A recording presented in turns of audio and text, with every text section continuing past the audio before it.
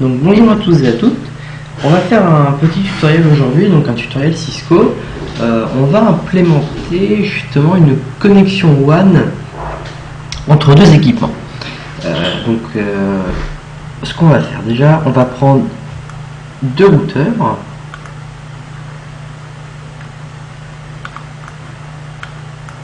Voilà, donc un premier routeur sur lequel on va double-cliquer, voilà.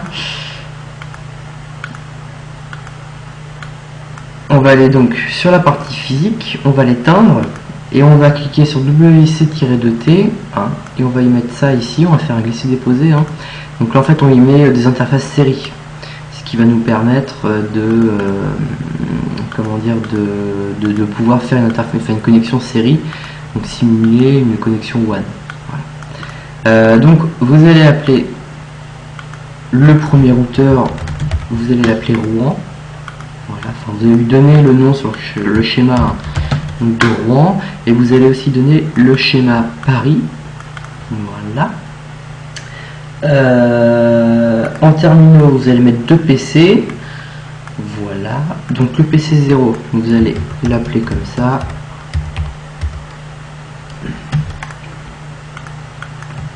Et lui, vous allez l'appeler comme ça. Voilà. C'est en fait les adresses de réseau qu'on va leur attribuer pour voir si on arrive à communiquer ensemble. Voilà. Alors on va faire les connexions. Alors les connexions entre les PC et les routeurs, il vous faut du câble croisé. Voilà. Donc vous cliquez sur PC Fast Ethernet. Donc vous allez vous mettre sur le FA00. On va pas s'embêter avec ça. Voilà. On va maintenant tout de suite s'occuper de la config du routeur Rouen. Donc vous cliquez sur No parce que vous avez besoin de ça, voilà, vous arrivez là-dessus. Donc vous tapez Enable, voilà, donc vous passez en mode de configuration globale, en mode d'utilisation, d'exécution privilégiée. Donc ça vous permet en fait de faire toutes les commandes show, voilà, et vous voyez donc vous pouvez faire show, il y a pas mal d'options, voilà. Et maintenant vous allez taper configure terminal, conft, voilà, vous rentrez en mode de configuration globale, donc là vous pouvez modifier tout le fonctionnement du routeur. Donc là vous voyez que le nom c'est bien routeur, donc on va taper la première commande qui s'appelle hostname et on va l'appeler Rouen, comme on l'avait dit. On va tout de suite s'occuper de la connexion en interne, donc en LAN, pardon. Donc on va s'occuper du réseau Rouen. Donc on va taper int FA00. Donc en fait on va rentrer dans la configuration de cette interface là. Voilà. On va taper IP adresse. Donc 172.16.0.1. Voilà. Pardon.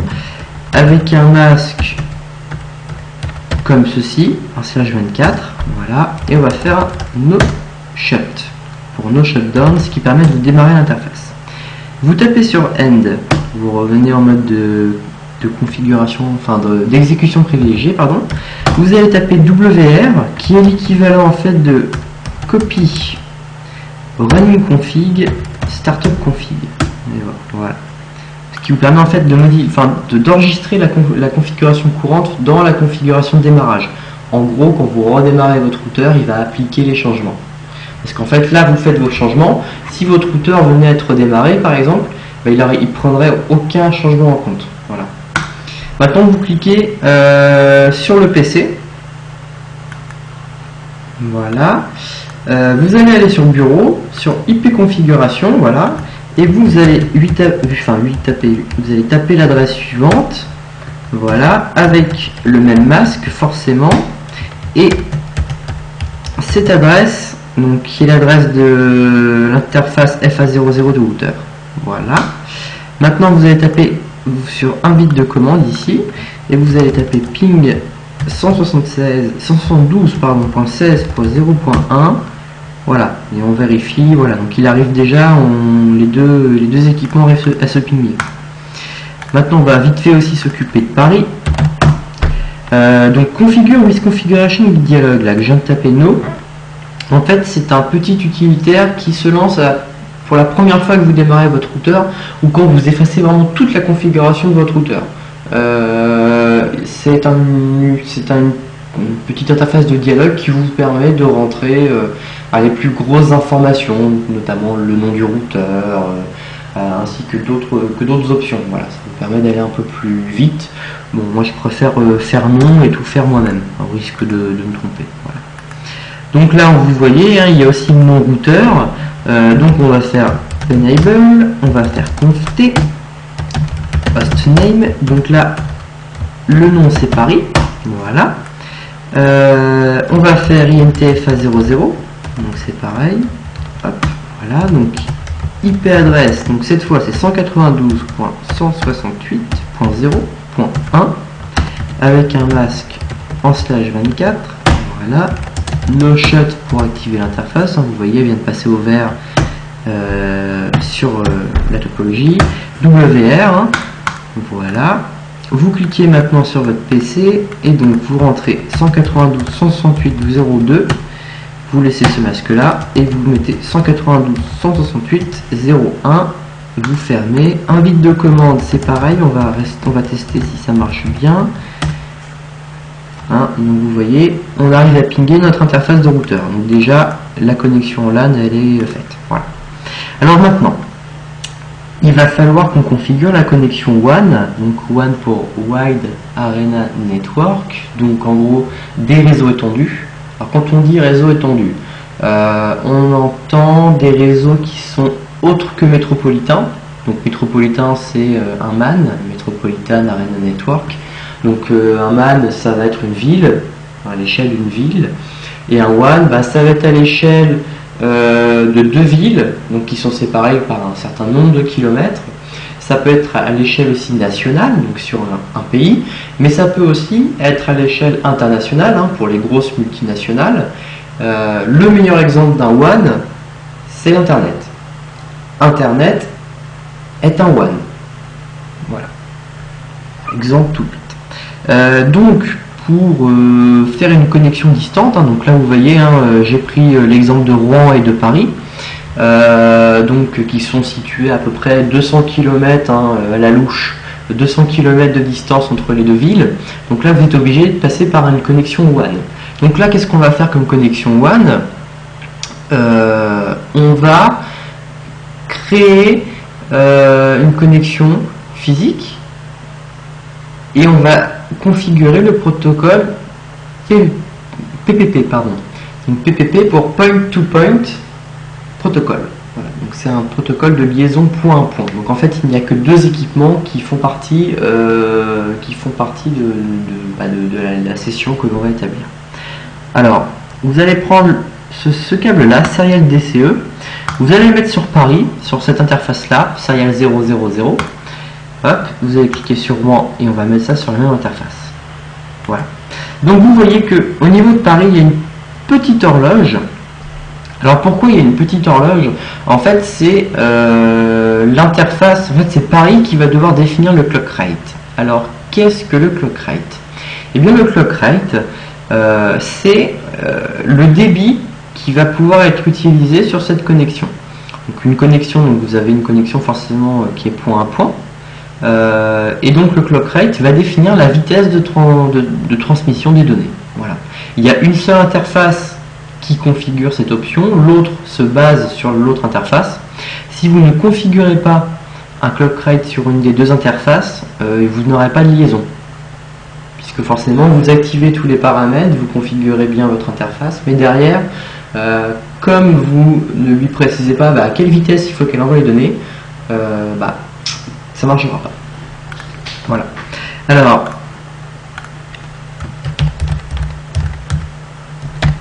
on va se baser sur ce réseau-là pour la connexion entre les deux.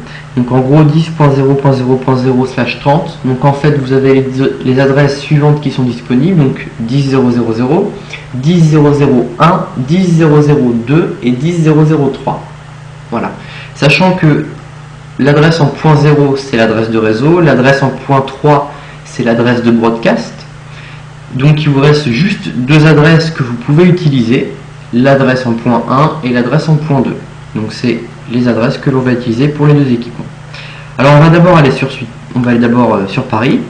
Voilà. Donc Paris, on va taper conft. Voilà. On va faire oula, INT SE pour serial, et là 0/0/0. Voilà. Alors on va tout de suite définir le clock rate pour ne pas l'oublier. Donc moi je vais mettre un clock rate de 128 000. Bon voilà, ce qui est pas mal, hein. C'est du 128 kilobits seconde, ça va. Vous allez taper un IP adresse avec 2D parce que c'est de l'anglais. Donc 10.0.0.1 avec un masque donc qui fait 255 3 fois et 252. Voilà. Vous allez faire un no shut. Voilà. Donc vous allez taper end et WR. Voilà. Donc là vous venez de configurer l'interface de Paris. Maintenant on va sur l'interface Rouen. C'est pareil, on va faire configure terminal. On va rentrer dans l'interface serial. Voilà. Donc là ici on ne tape pas de commande clock rate puisqu'elle a déjà été tapée sur celle de Paris. On va juste lui demander de prendre l'adresse IP suivante. Donc en point 2 cette fois, donc avec le même masque, hein, 3 fois 255 et 252. On va taper la commande no shut. Là vous voyez, les deux interfaces viennent de passer au vert. Vous tapez end et WR. Voilà. Donc là on a juste configuré les adresses IP des deux interfaces. Maintenant il va falloir que l'on spécifie donc à chaque routeur quel protocole utiliser pour l'encapsulation de niveau 2. Hein, donc je rappelle, hein, toutes les liaisons WAN ne travaillent que sur deux couches du protocole du modèle OSI, pardon. Il y a la couche 1 qui est la couche physique, donc là tout simplement l'envoi des données, et il y a la couche 2 qui est la couche liaison de données, donc qui est le premier niveau d'encapsulation, on va dire. Voilà.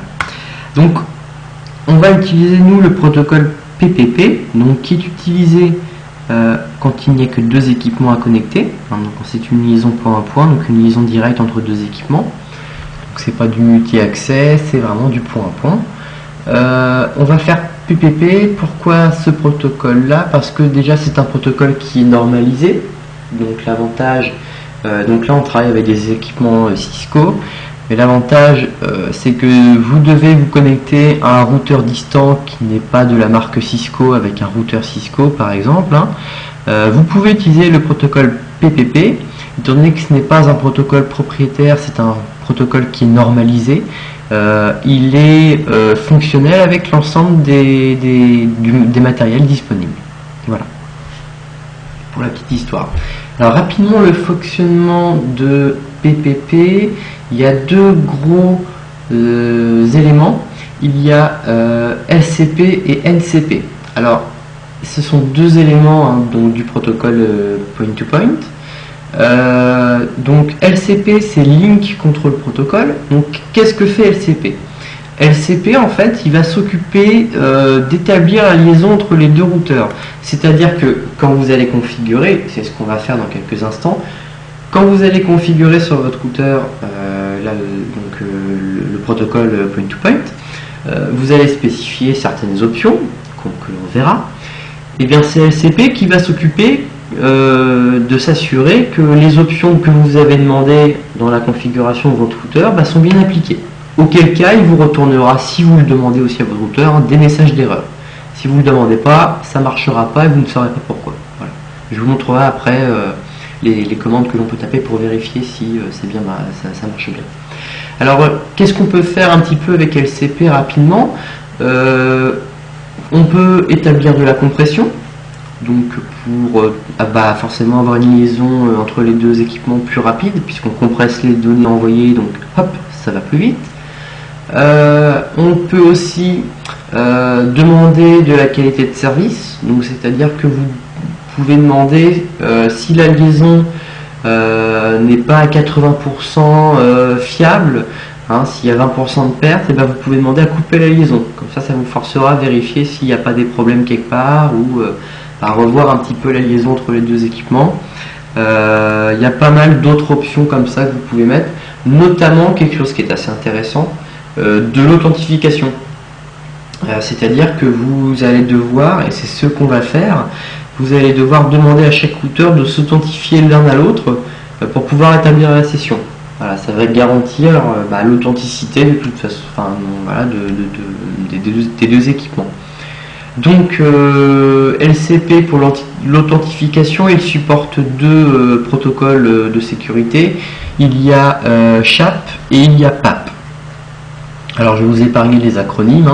On peut configurer l'un des deux ou les deux. Alors je m'explique. Soit vous configurez PAP, soit vous configurez SHAP.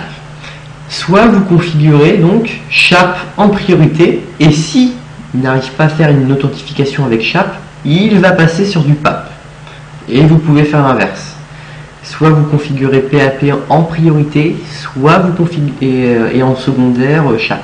L'avantage c'est qu'en configurant deux fonctions d'authentification, si la première ne marche pas pour X raisons, il y a toujours une deuxième solution qui est là, qui permet de pouvoir assurer la connexion.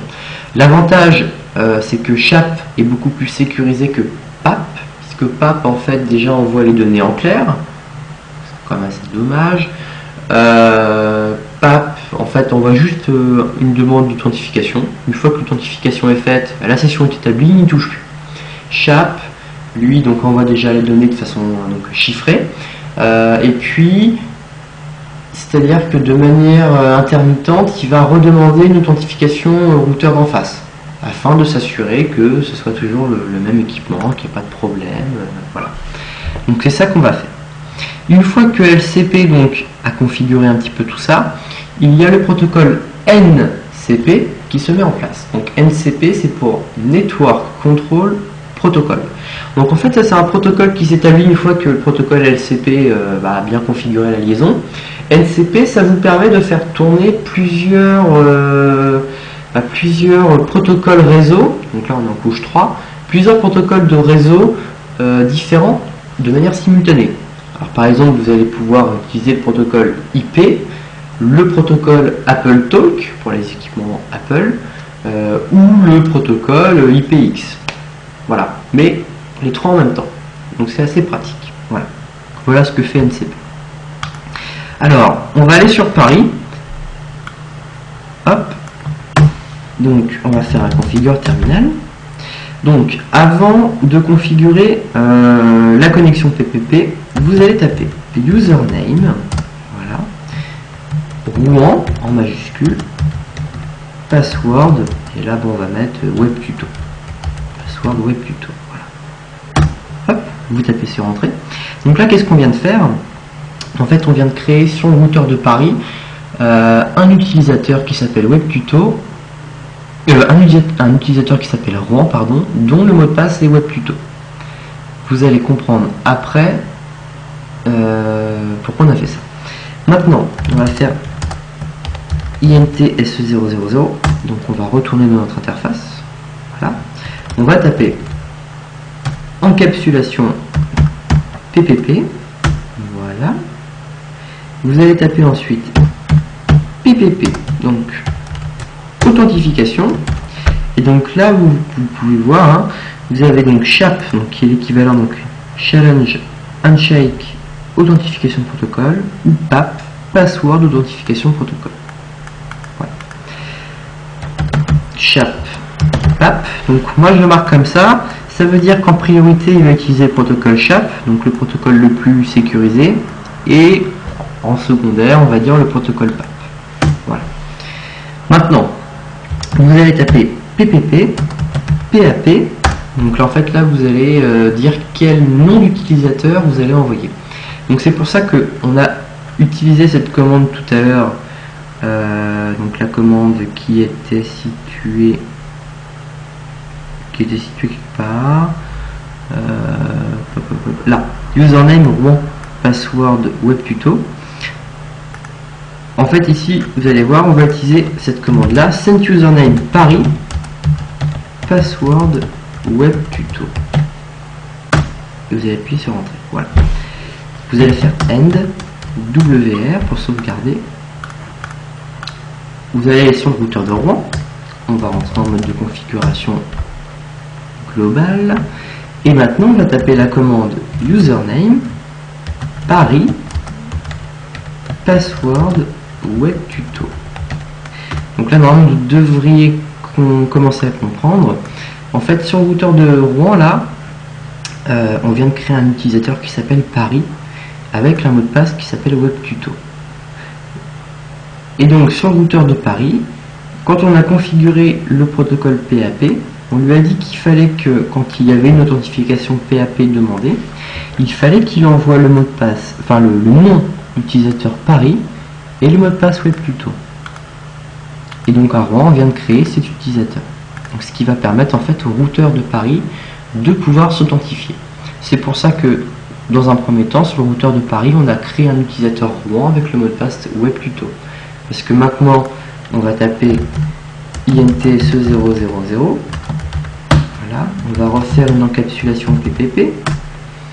On va retaper PPP authentification chap pap. Et on va refaire un PPP pap. Et donc là, send username, on va envoyer Rouen avec le mot de passe web tuto.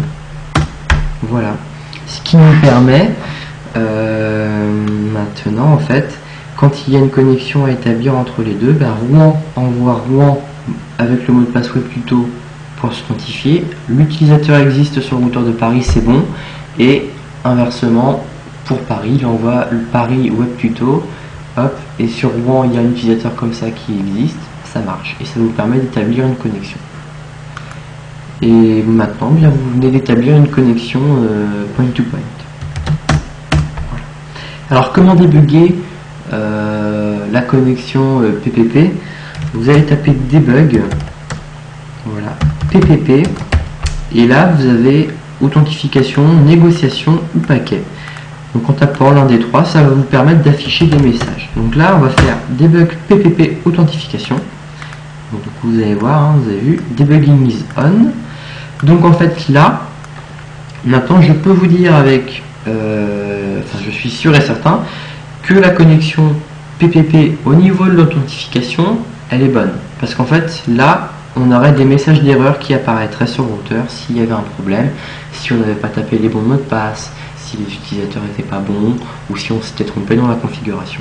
Donc maintenant la configuration PPP entre nos deux équipements fonctionne. Voilà. Donc maintenant on va passer en mode simulation.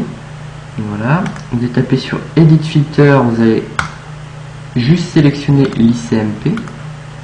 Voilà. Et maintenant on va faire, alors on va augmenter un petit peu la rapidité de la simulation parce que après c'est un petit peu trop lent quand même. Et on va voir si notre PC de Rouen arrive à communiquer avec le PC de Paris. Hop. Voilà. Hop. Première chose qu'on voit, c'est que le PC de Rouen n'arrive pas à communiquer avec le PC de Paris. Alors pourquoi ça marche pas? Eh bien tout simplement parce que, ok, on a créé une connexion entre nos deux routeurs, cependant on n'a pas utilisé de protocole de routage. Et oui, forcément, pas de protocole de routage. Les routeurs peuvent créer des connexions, il n'y a pas de souci, et ils créent des connexions, mais ils n'arrivent pas à savoir qu'est-ce qu'il y a de connecté avec eux. Donc on va mettre en place un protocole de routage, donc c'est la deuxième partie du TP. On va mettre en place le protocole de routage EIGRP. Voilà. Alors le EIGRP, c'est la nouvelle version du protocole IGRP, donc amélioré forcément. EIGRP, c'est un protocole propriétaire Cisco. Il se base sur essentiellement le débit. Voilà, pour calculer le meilleur chemin.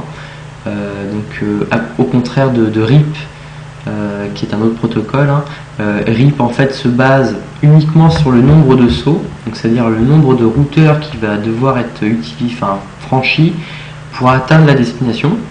EIGRP, lui, c'est pas le nombre de routeurs qui va devoir être franchi qui l'intéresse, c'est la vitesse de connexion entre les routeurs. Voilà. Essentiellement. Voilà. Alors pour configurer EIGRP, on va faire la configuration terminale. Donc là on est sur le routeur de Rouen. Hein. et on va taper routeur EIGRP 1. Alors pourquoi 1? Parce qu'il y a un avantage sur le protocole EIGRP, eh bien, c'est qu'on peut exécuter plusieurs instances différentes du protocole EIGRP. C'est-à-dire, imaginons, voilà, la France est connectée avec l'Allemagne et la France est aussi connectée avec je sais pas, la Russie. Cependant, au niveau du routage entre France-Allemagne et France-Russie, on vous dit qu'il ne faut pas que les deux puissent se voir. Autrement dit, on ne veut pas que l'Allemagne puisse communiquer avec la Russie, par exemple. Eh bien, au niveau du routage, vous pouvez faire une instance EIGRP qui va être notifiée 1, donc l'instance numéro 1 de EIGRP, et l'instance numéro 2 de EIGRP. Ce qui peut vous permettre, par exemple, vous en France, eh bien, sur l'instance EIGRP 1, de faire toutes les liaisons de routage avec l'Allemagne, et sur l'instance EIGRP numéro 2, de faire toutes les connexions avec la Russie. Voilà un petit peu. Donc c'est quand même assez pratique de pouvoir faire ça. Voilà. Donc vous allez taper routeur EIGRP 1, voilà. Alors, directement, vous allez faire un no auto summary.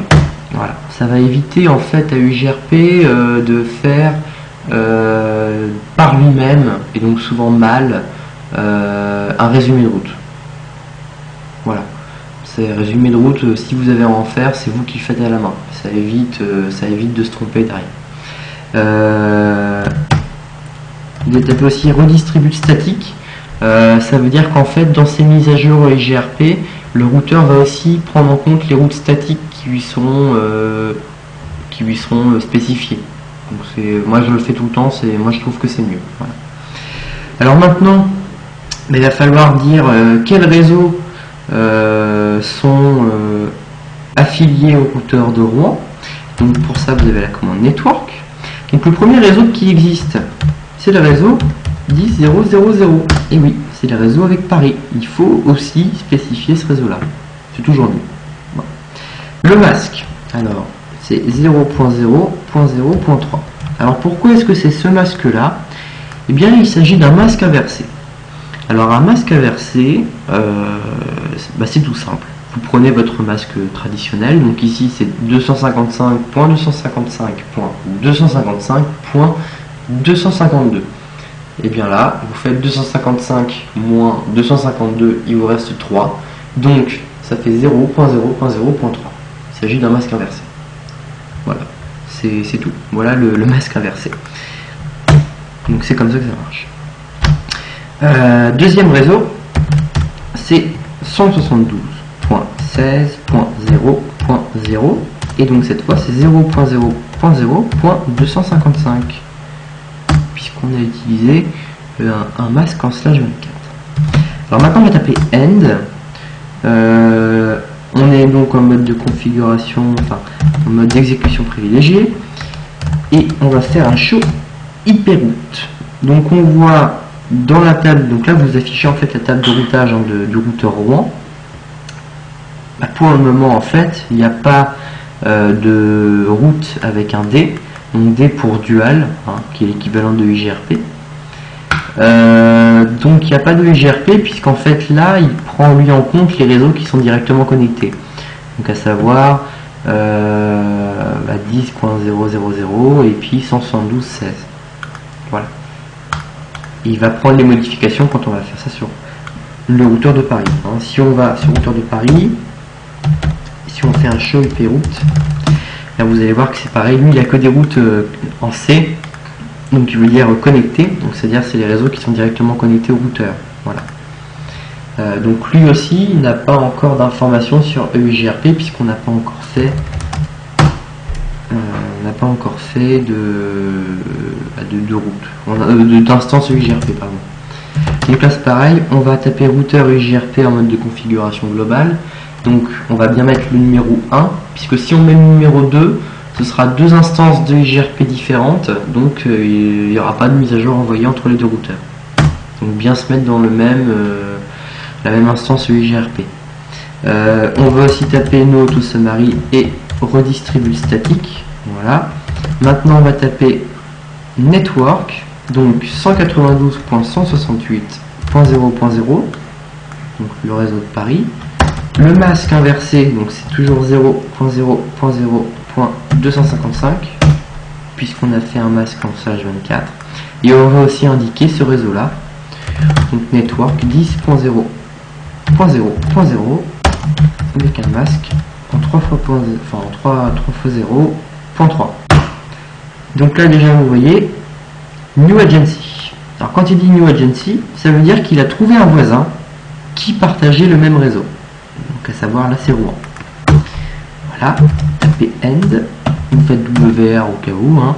Et donc maintenant si vous faites un show IP route, hop, vous avez un petit dé, vous avez vu, et bien en fait qui correspond, comme vous pouvez le voir, 172.16.0.0. Donc ça c'est le réseau de Rouen. Donc maintenant le routeur de Paris est capable d'envoyer des informations vers le réseau de Rouen, puisqu'il sait par où il doit l'envoyer. Voilà, vous venez de configurer un protocole de routage entre deux routeurs. On va refaire un petit test. On va se mettre en mode de simulation, pardon. On va cliquer sur la petite enveloppe. Donc Rouen va essayer de communiquer avec Paris. Alors on a regardé la table de routage de Paris. Hein. Forcément la table de routage de Rouen maintenant a des informations sur le réseau de Paris. De toute façon on va le voir tout de suite. Hop. Et voilà, l'enveloppe est bien transmise entre les réseaux Rouen et les réseaux Paris, arrive chez Paris, et donc ça repart vers Rouen, voilà, et la lettre a bien été reçue. Donc vous avez réussi à connecter donc deux réseaux LAN différents, le réseau de Rouen et le réseau de Paris, via une connexion PPP, et ça vous a permis donc de faire une connexion WAN, et de configurer un protocole de routage. Voilà. Pour vous montrer hein, que le protocole PPP est bien utilisé entre les deux routeurs, je vais reprendre en fait la lettre qui a été envoyée là, enfin, le ping en fait. Je vais double-cliquer dessus et là vous voyez en fait que vous avez les informations qui se sont passées sur le routeur à ce moment donné. Donc en gros, la première action, donc c'est ici, le port série 0/0/0 reçoit une trame. Voilà. Derrière, couche 2, the device, donc le routeur Paris, désencapsule la trame PPP. Voilà. Et derrière, il envoie ça au bon PC. Et ça lui permet donc de router le paquet. Rouen c'est pareil, hein. Il reçoit une trame à partir de son FA00. Voilà, il regarde où ça doit être où ça doit être envoyé.